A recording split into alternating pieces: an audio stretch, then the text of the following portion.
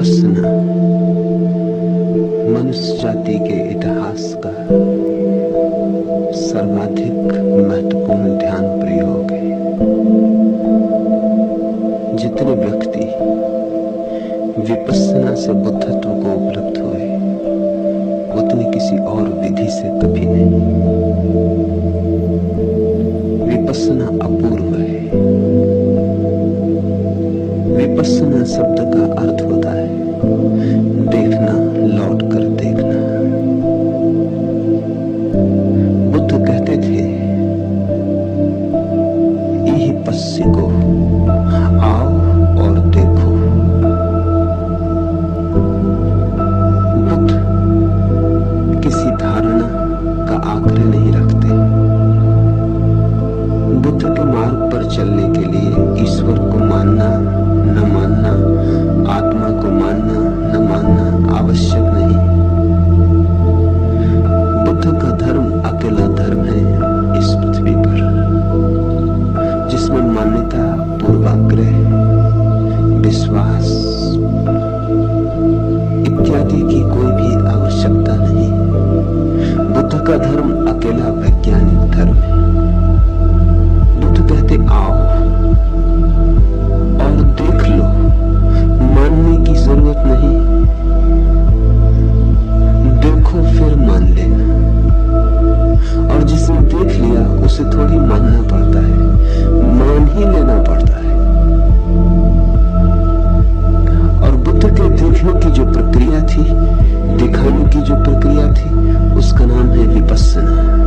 विपश्यना बड़ा सीधा सरल प्रयोग है। अपनी आती जाती श्वास के प्रति साक्षी भाव। श्वास जीवन है। श्वास से ही तुम्हारी आत्मा और तुम्हारी देह जुड़ी है। श्वास सेतु है। इस पार देह है, उस पार चैतन्य है। मध्य में श्वास है। यदि तुम श्वास को ठीक से देखते रहो तो अनिवार्य रूपे, अपरिहार्य रूप से शरीर से तुम भिन्न अपने को जानोगे। श्वास को देखने के लिए जरूरी हो जाएगा कि तुम अपनी आत्म चेतना में स्थिर हो जाओ। बुद्ध कहते नहीं कि आत्मा को मानो, लेकिन श्वास को देखने का और कोई उपाय ही नहीं है। जो श्वास को देखेगा वह श्वास से भिन्न हो गया, और जो श्वास से भिन्न हो गया वह शरीर से तो भिन्न हो ही गया, क्योंकि शरीर सबसे दूर है, उसके बाद श्वास है, उसके बाद तुम हो। अगर तुमने श्वास को देखा तो श्वास के देखने में शरीर से तो तुम अनिवार्य रूप में छूट गए। शरीर से छूटो, श्वास से छूटो तो शाश्वत का दर्शन होता है। उस दर्शन में ही उड़ान है, ऊंचाई है, उसकी ही ऊंचाई है, उसकी ही गहराई है। बाकी न तो कोई ऊंचाइयां हैं जगत में, न कोई गहराइयां हैं जगत में। बाकी तो व्यर्थ की आफत आती है। फिर श्वास अनेक अर्थों में महत्वपूर्ण है। यह तो तुमने देखा होगा, क्रोध में श्वास एक ढंग से चलती, करुणा में दूसरे ढंग से, दौड़ते हो एक ढंग से चलती, आहिस्ता चलते हो दूसरे ढंग से चलती। चित्त ज्वरग्रस्त होता है एक ढंग से चलती, तनाव से भरा होता है एक ढंग से चलती, और चित्त शांत होता है, मौन होता है तो दूसरे ढंग से चलती। श्वास भावों से जुड़ी है। भाव को बदलो, श्वास बदल जाती है। श्वास को बदल लो, भाव बदल जाते हैं। जरा कोशिश करना, क्रोध आए मगर श्वास को डोलने मत देना। श्वास को स्थिर रखना, शांत रखना। श्वास का संगीत अखंड रखना। श्वास का छंद न टूटे, फिर तुम क्रोध न कर पाओगे, तुम बड़ी मुश्किल में पड़ जाओगे। करना भी चाहोगे तो क्रोध न कर पाओगे। क्रोध उठेगा भी तो भी गिर गिर जाएगा।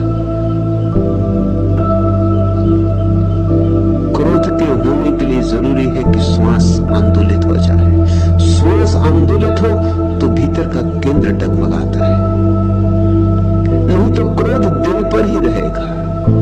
दिल पर आए क्रोध का कुछ अर्थ नहीं है जब तक चेतना उससे आंदोलित ना हो। चेतना आंदोलित हो तो जुड़ गए। फिर इससे उल्टा भी सच है। भावों को बदलो, श्वास बदल जाती। तुम कभी बैठे हो सुबह उगते सूरज को देखते नदी तट पर, भाव शांत है, कोई तरंगे नहीं चित्त में। उगते सूरज के साथ तुम लवलीन हो। लौट कर देखना श्वास का क्या हुआ। श्वास बड़ी शांत हो गई है। श्वास में एक रस हो गया है, एक स्वाद, छंद बन गया है। श्वास संगीतपूर्ण हो गई है। विपस्सना का अर्थ है शांत बैठकर श्वास को बिना बदले।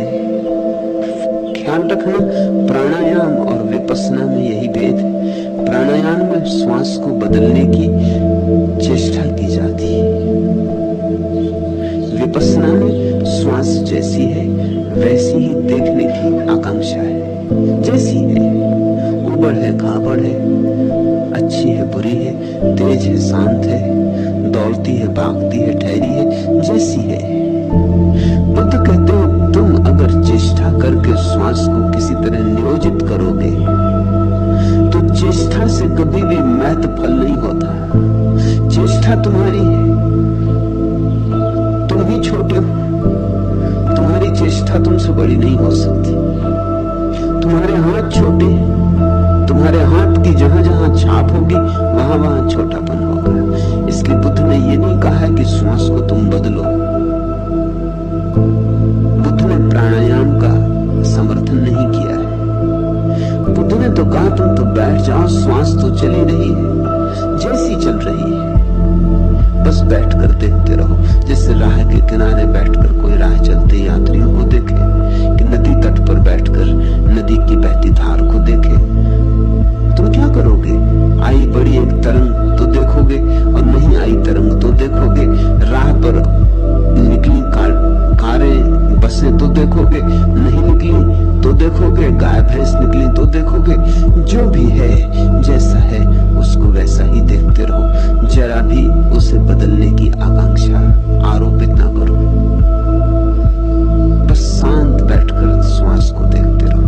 देखते देखते ही श्वास और शांत हो जाती, क्योंकि देखने में ही शांति है। और निर्चुनाव, बिना चुने देखने में बड़ी शांति है। अपने करने का कोई प्रश्न ही ना रहा। जैसा है ठीक है, जैसा है शुभ है। जो भी गुजर रहा है आंख के सामने से, हमारा उससे कुछ लेना देना नहीं है। तो उद्विग्न होने का कोई सवाल नहीं, आसक्त होने की कोई बात नहीं। जो भी विचार गुजर रहे हैं निष्पक्ष देख रहे हो। श्वास की तरंग धीमे धीमे शांत होने लगेगी। श्वास भीतर आती है, अनुभव करो स्पर्श नासापुटों में। श्वास भीतर गई, फेफड़े फैले, अनुभव करो फेफड़ों का फैलना। फिर क्षण भर सब रुक गया, अनुभव करो उस रुके हुए क्षण को। फिर श्वास बाहर चली, फेफड़े सिकुड़े, अनुभव करो उस सिकुड़ने को। फिर नासापुटों से श्वास बाहर गई, अनुभव करो उत्तप्त श्वास नासापुटों से बाहर जाती। फिर क्षण भर सब ठहर गया, फिर नई श्वास आई।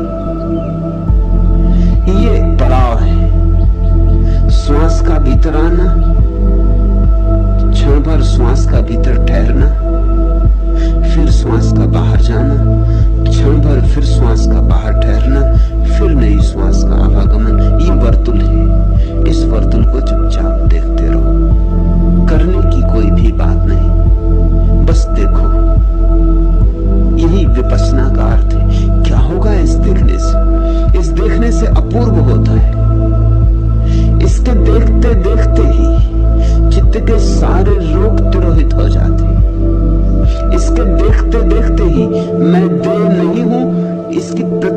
प्रतीति हो जाती। इसके देखते देखते ही मैं मन नहीं हूं, इसका स्पष्ट अनुभव हो जाता है। और अंतिम अनुभव होता है कि मैं श्वास भी नहीं हूं। फिर मैं कौन? फिर उसका कोई उत्तर तुम दे न पाओगे। जान तो लोगे मगर गूंगे का गुण हो जाए, वही है उड़ान। पहचान तो लोगे कि मैं कौन, मगर अब बोल ना पाओगे। अब अबोल हो जाएगा, अब मौन हो जाओगे, गुनगुनाओगे भीतर भीतर, मीठा मीठा स्वाद लोगे, नाचोगे मस्त होकर, बांसुरी बजाओगे, पर अब कह ना पाओगे। ईश्वर समर्पण ठीक ही हुआ। कहा तुमने इतनी उड़ान अनुभव हुई, अब विपस्सना के सूत्र को पकड़ लो। अब इसी सूत्र के सहारे चल पड़ो। और विपस्सना की सुविधा यह है कि कहीं भी कर सकते हो, किसी को कानों कान पता भी ना चले। बस में बैठे, ट्रेन में सफर करते, कार में यात्रा करते, राह के किनारे, दुकान पर, बाजार में, घर में, बिस्तर पर लेटे, किसी को पता भी ना चले। क्योंकि न तो कोई मंत्र का उच्चार करना, न कोई शरीर का विशेष आसन चुनना है। धीरे धीरे इतनी सुगम और सरल बात है और इतनी भीतर की है कि कहीं भी कर ले सकते हो। और जितनी ज्यादा विपस्सना तुम्हारे जीवन में फैलती जाए, उतनी ही एक दिन तुम बुद्ध के इस अद्भुत आमंत्रण को समझोगे। यही पस्सी को आओ और देख लो। बुद्ध कहते हैं ईश्वर को मानना मत, क्योंकि शास्त्र कहते हैं मानना तभी जब देख लो। बुद्ध कहते हैं इसलिए भी मत मानना कि मैं कहता हूं, मान लो तो चूक जाओगे। देखना, दर्शन करना, और दर्शन ही मुक्तिदायी है। मान्यताएं हिंदू बना देती, मुसलमान बना देती, ईसाई बना देती, जैन बना देती, बौद्ध बना देती। दर्शन तुम्हें परमात्मा के साथ एक कर देता है। फिर